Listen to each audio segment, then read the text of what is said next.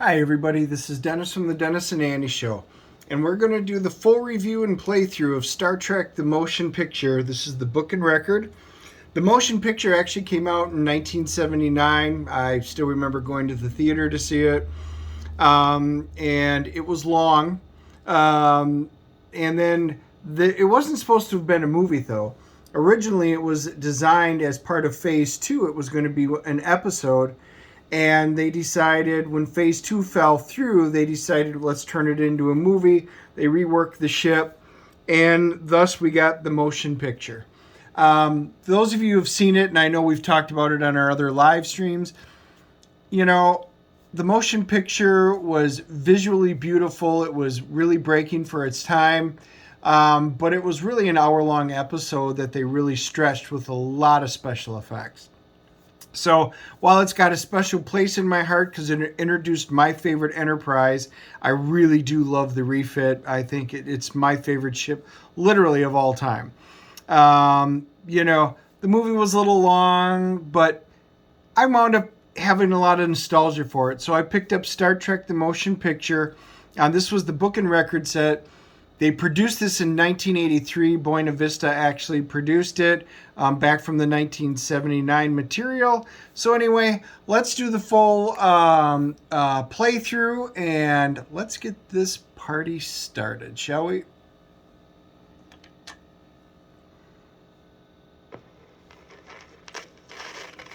This is the story of Star Trek, the motion picture. You can read along with me in your book. You will know it is time to turn the page when you hear the communicator beep like this. Let's begin now. Space, the final frontier. These are the continuing voyages of the Starship Enterprise. Far out in space, a mysterious giant cloud travels silently toward a distant planet Earth. On its journey, it passed 3 Klingon warships on patrol. The Klingon captain hailed the cloud. You are violating Klingon territory. Respond or be destroyed. Receiving no reply, the ships fired. But the cloud easily deflected the bolts. In return, it fired a tremendous flash of energy at the ships, instantly disintegrating them.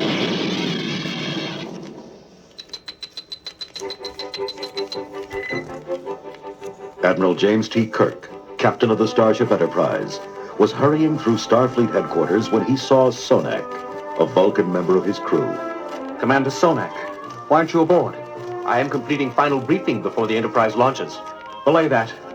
Our launch time has been moved up. There's something deadly out there, headed for Earth. We have to stop it. Within hours, Admiral Kirk transported up to the Starship Enterprise. There was confusion everywhere. New weapons and engines were being installed, and the workers rushed to finish in time. Chief Engineer Scott gave Kirk a worried greeting. Admiral, these departure orders. We can't be ready to leave dry dock in only 12 hours. Mr. Scott, ready or not, we're going. We've got to. Scotty's men doubled their efforts. A few last crew members beamed up, including the ship's new navigator, Ilea, of Delton. Kirk greeted the unusual-looking woman. Welcome aboard, Lieutenant Ilea. I believe you've met our executive officer, Commander Decker. She smiled. Oh, yes, Decker and I are old friends. Kirk called together his crew. An alien cloud is moving toward Earth at warp speed. It is destroying everything in its path. He was interrupted by an urgent transmission. This is Space Station Epsilon 9. The cloud is bearing down on us. We're scanning it. Oh no, they think our scans are hostile. We're under attack. Horrified, Kirk and his crew watched the view screen as the cloud disintegrated the helpless station.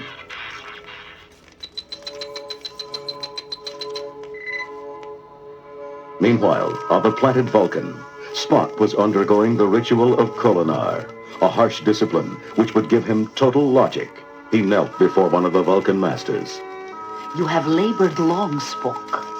Now your training is complete. Take this pendant, a symbol of total logic. But Spock hesitated. He looked skyward, as though listening, wanting to know his reason for ignoring her. the Vulcan master entered mind meld with Spock. You sense a far-off consciousness. It stirs your human half. And your human emotions keep you from the life of total logic. You have failed the test.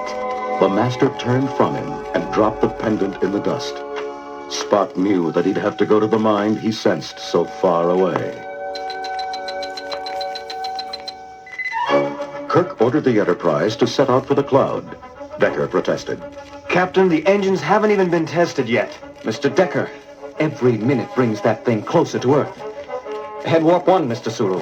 Power poured into the untried engines. Suddenly, an energy imbalance threw the ship into a deadly whirlpool, a space vortex. Kirk shouted to Sulu. Get us out of here! Full reverse! Kirk glanced at the bridge view screen. There's an asteroid caught in the vortex. Dead ahead. Arm phasers, Mr. Chekhov. Decker leaped up. No! If the engines are out, so are the phasers. The new design links them. Use photon torpedoes. The torpedoes shot away and shattered the asteroid. The vortex disappeared.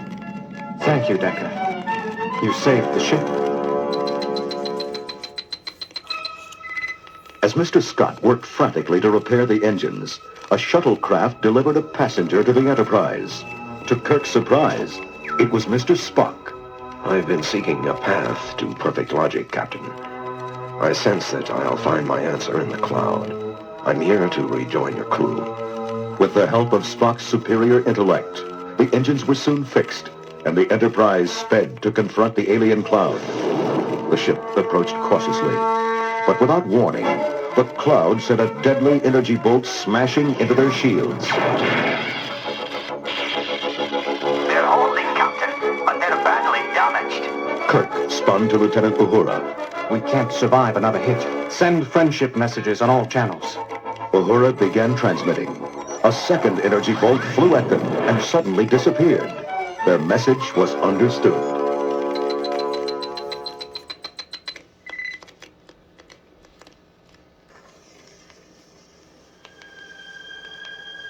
The Enterprise entered the Cloud slowly. Once through the mist, the crew was stunned at what they saw. An enormous ship, almost 50 miles long, at the center of the Cloud. Spock. Who could build such a ship? I don't know, Captain. All I sense is a mind with a pattern of perfect logic and tremendous knowledge. In a flash of blinding light, a pillar of pure energy invaded the bridge. It stretched out an arm to the main computer console. Spock scanned it with his tricorder. It is a probe from the alien ship, Captain. It's draining the memory banks of our computer, including top-secret information. Leaping to the console, Spock smashed the controls with his fists. The computer shorted out with a flash.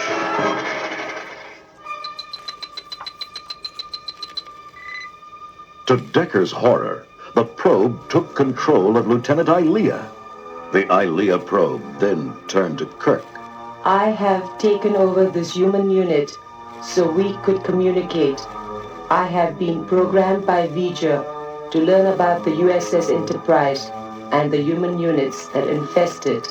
Kirk frowned. Is V'ger the captain of the alien ship? No, V'ger is the ship. Kirk couldn't believe his ears. What does V'ger want? V'ger travels to Earth to find his creator.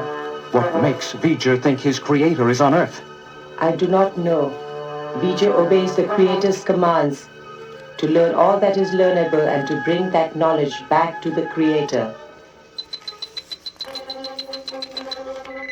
They were now only hours from Earth. Captain Kirk decided on a desperate gamble. He and Spock put on spacesuits and entered the alien ship itself. There, they found V'ger's databanks. Captain, from what we've seen, I believe that V'ger is a living machine. If so, I can attempt to mind meld with it. Spock touched the data modules. Instantly, a flood of images overwhelmed his mind. He fell unconscious. When Spock awoke in the ship's sickbay, he called for Kirk. The Vulcan Masters were wrong, Jim. Logic isn't enough. V'ger knows perfect logic, but is still unfulfilled, still incomplete. Spock grasped his friend's hand. This simple feeling, the warmth of friendship, of human emotions, V'ger cannot find. But at last, I have. As V'ger approached the helpless Earth, it sent 4 huge bombs into orbit. Kirk snapped at Ilea. What is it doing? V'ger radioed the Creator, but received no answer. The human units on Earth must be interfering with the Creator. Therefore, V'ger is going to remove them. Remove? You mean destroy? Spock whispered to Kirk. V'ger needs its creator badly. Use that against it. Kirk smiled.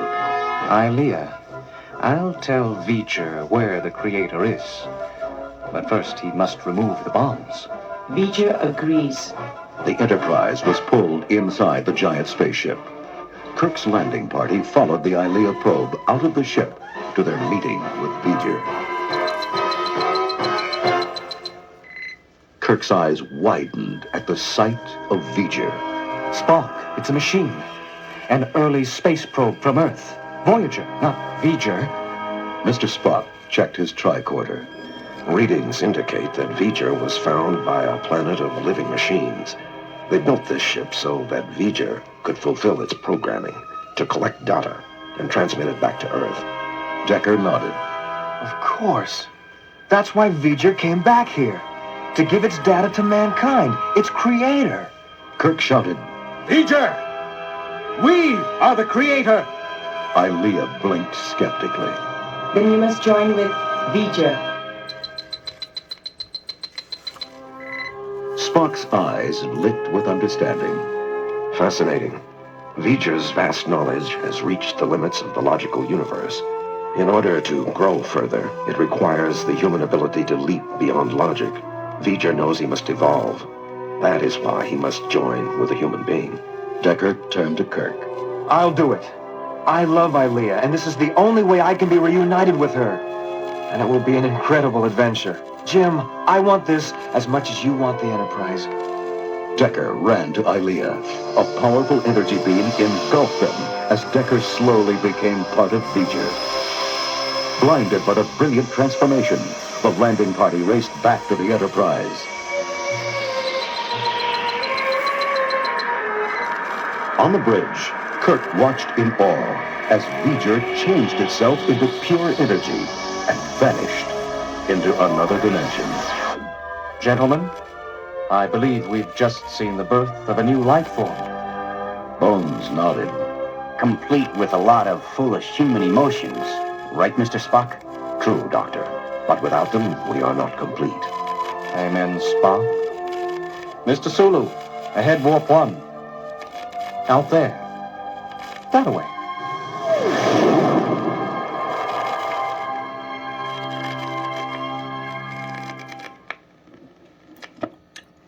Well, everybody, that's the end of the motion picture. A few thoughts. Obviously this isn't comic book. Buena Vista did screenshots from the movie, which was great. One thing that I did notice, they obviously took some liberties in, having to remove a lot of the drama and stuff from the original movie. But like this, they actually, I think this is part of the original director's cut, because Spock in the movie actually didn't go out by himself. He went out by himself. Kirk didn't come out till afterwards, after Spock had gone through, absorbed the data, and been knocked unconscious, and then Kirk went out. And I noticed, going back to the original comic book that Marvel Comics put out, it was, again, a little bit different. So they took a few liberties, but all in all, the actors that they got, the voice actors to play it, I thought were actually pretty good. The whole point of Decker, Kirk taking it, they kind of skipped over all that to move the plot along, but it hit the basic points of it. All in all, it was a good book. Again, this is number 461 24 pages. I'm giving this one a 7.0. It was solid. It was enjoyable. It's nice and quick, you know. We're at the 14-minute mark, you know. Anyway, all in all, good. The cast was solid. They tried to emulate the original actors. They probably obviously couldn't afford to bring them on for this type of project. But, you know, if we take a look at the back, the read-along adventures. I've got a couple more Star Trek ones. I do have some Star Wars ones. So we'll be getting into those. If you guys enjoy these kind of things as kids, I'm trying to get my hands on a Black Hole one right now. Anyway, smash the like and subscribe button. Leave your comments below. Did you like it? Did you not? What would you like to see something different? Always give me some suggestions too. Love to hear from you guys. These are just fun little things that we go off on, little adventures here.